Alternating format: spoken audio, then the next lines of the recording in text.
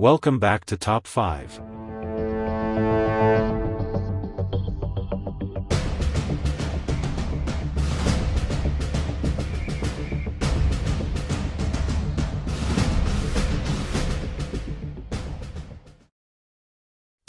Robert Hansen.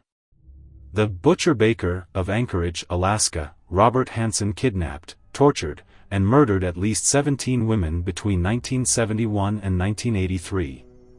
His modus operandi involved hunting them down in the wilderness after releasing them, much like prey.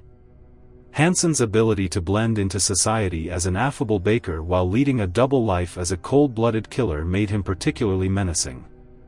His skill as an outdoorsman and the sheer isolation of Alaska allowed him to elude authorities for years. 9. Eileen Wuornos. Often dubbed the Damsel of Death, Eileen Wuornos killed 7 men in Florida between 1989 and 1990. A victim of a tragic past, Wuornos claimed her actions were in self-defense against violent assaults. Her tumultuous history of abuse and exploitation adds a chilling layer to her crimes.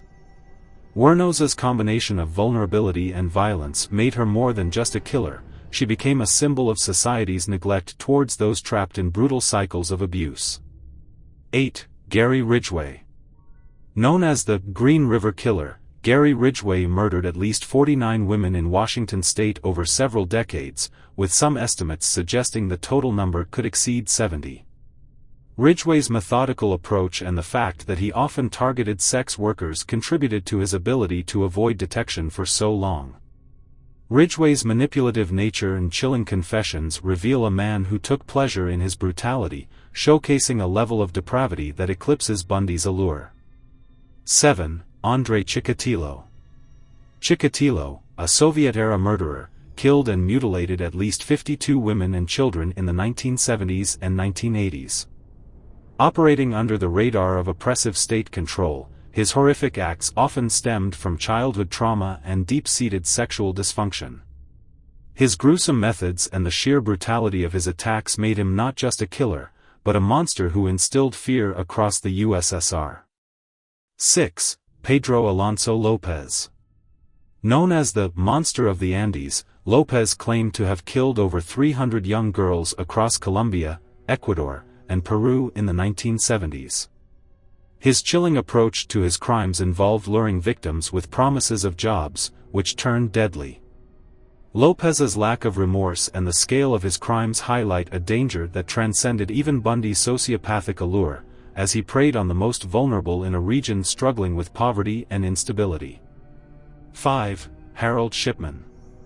Dr. Harold Shipman was a trusted physician in England who murdered at least 215 of his patients between 1975 and 1998, making him one of the most prolific serial killers in history. Using his position of authority, Shipman exploited the very trust his patients placed in him, often administering lethal doses of painkillers. His ability to move undetected among the elderly population amplified his deadly potential, illustrating a betrayal that resonates far deeper than Bundy's predatory charm. 4. David Berkowitz. Infamously known as the Son of Sam, Berkowitz terrorized New York City in the 1970s by killing 6 people and wounding 7 others. He claimed to hear voices from dogs, compelling him to commit his acts of violence. His reign of terror sparked panic and hysteria, as residents lived in fear of the unknown. Berkowitz's ability to manipulate the media for attention showcased a calculated brand of malice that drew society into a chilling game of cat and mouse. 3. Tommy Lynn Sells. Claiming to be responsible for over 70 murders across the United States, Tommy Lynn Sells was a drifter who used his transient lifestyle to evade capture for years. His horrific crimes included the brutal murder of a 9-year-old girl, which he relished discussing in detail. Sells's unpredictability and sheer violence highlighted a dangerous randomness to his killings that placed him among the most dangerous of criminals. 2. Joseph Paul Franklin. As a white supremacist, Franklin's killing spree across multiple states from the 1970s into the 1980s was driven by his twisted ideology. He claimed to have killed over 20 people, often targeting interracial couples. His combination of violent crime and racial hatred illustrates a broader societal threat that went beyond mere insanity. Franklin's actions resonated deeply with underlying issues of extremism and hate. 1. Albert Fish. Often considered the epitome of depravity, Albert Fish, known as the Werewolf of Wisteria, was a cannibalistic serial killer of children in the 1920s.